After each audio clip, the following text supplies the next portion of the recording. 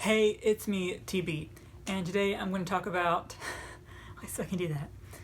And today I'm going to talk about why I decided to plot instead of pants for Camp Nano. I mean, basically, a quick summary of this video is just that I could never sit down and finish anything because I always thought I had an idea in my head, but I could never write it down exactly right. So I just never finished anything. But since I started plotting, it's just been easier to kind of go from like plot point to plot point because I know roughly where each section needs to end. Yeah, that's basically a rough summary of this entire video.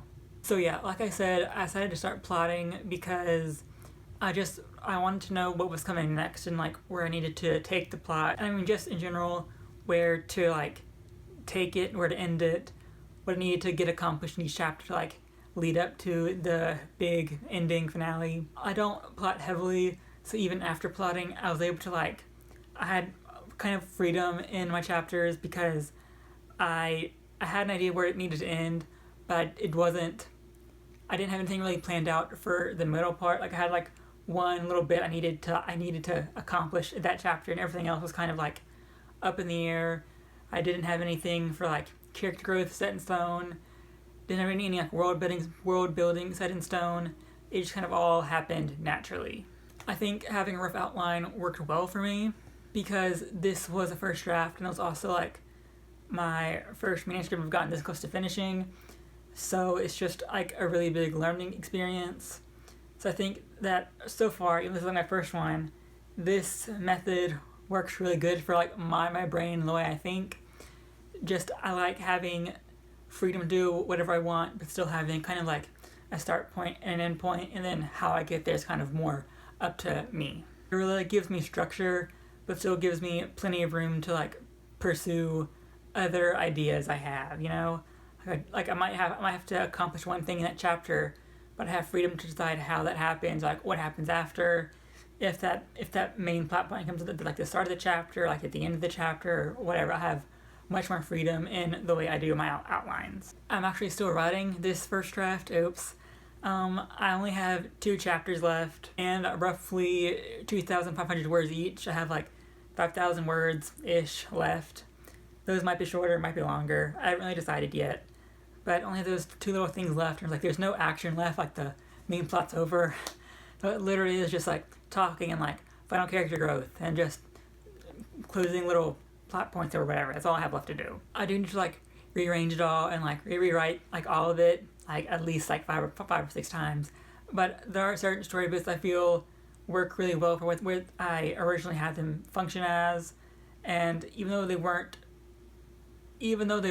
originally going to be like massive, incredible, important plot points, I was able to like make them have some value. So like there are certain story bits that I know I'm going to carry over in drafts because I like them.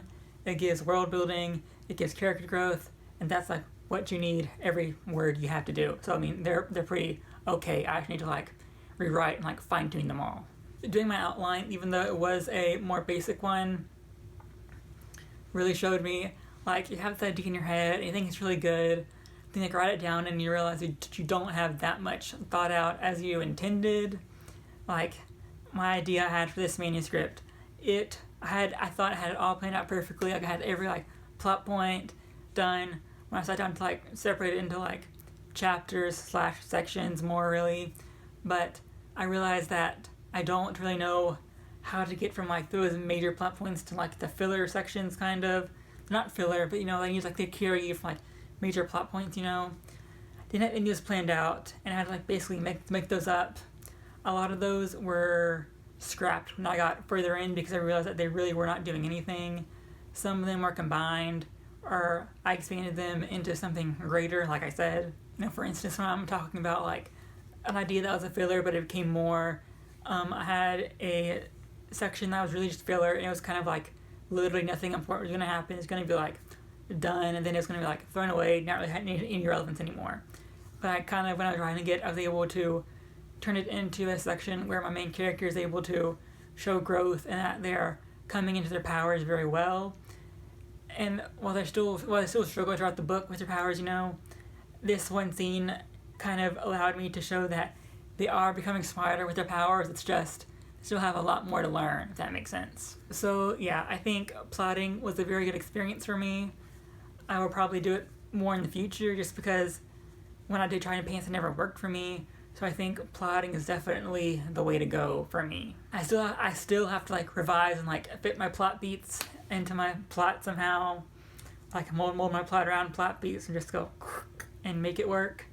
But I'm pretty confident. I have a few of them kind of planned out already. Just like this first attempt, I've learned a lot about writing, of course, and how to outline better and all of that cool shit or whatever.